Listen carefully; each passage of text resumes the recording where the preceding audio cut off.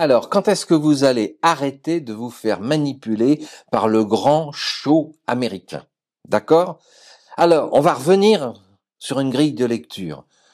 Monsieur Trump est un négociateur. Il est là pour remettre à flot les États-Unis. Et il ne le fait pas bénévolement. Non pas pour lui, mais il le fait pour les Américains.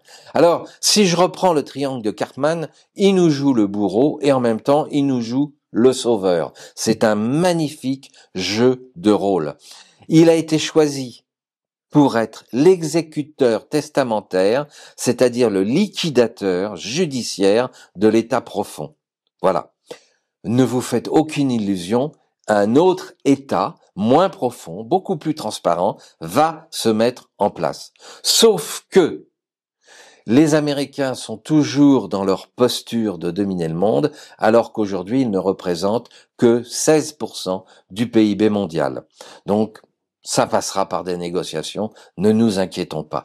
Laissons les choses faire. Évidemment, comme les médias mainstream n'ont rien à se mettre sous la dent, et puisque toutes les théories du complot sont en train d'exploser, ils peuvent pas en parler, ce serait reconnaître leur débilité et leurs inconvenus depuis 5 ans, tous les mensonges s'étalent, ils peuvent pas en parler. Donc ils attaquent Trump et ils disent que ce type est fou. Non, il est négociateur, il a sa stratégie de négociation. Elle marchera ou elle ne marchera pas, tout va dépendre de la façon dont on va discuter avec lui, dont on va s'asseoir à la table, et dites-vous bien que si on ne s'assoit pas à la table des négociations, c'est que nous serons le menu.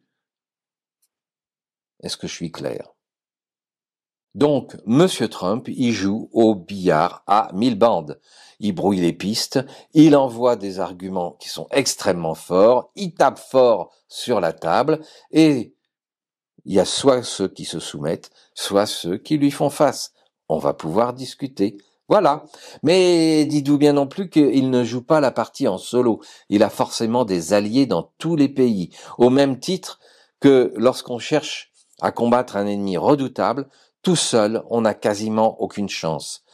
S'il s'attaque à USAID, c'est qu'il a des preuves formelles. Et qui lui a fourni les preuves? Oh, pas seulement des gens qui sont aux États-Unis, mais les Russes, la Chine et l'Inde lui ont fourni toutes les preuves sur l'USAID et le fait que c'était absolument pas une entreprise caritative, mais que c'était bien le paravent de la CIA pour mener des coups d'État.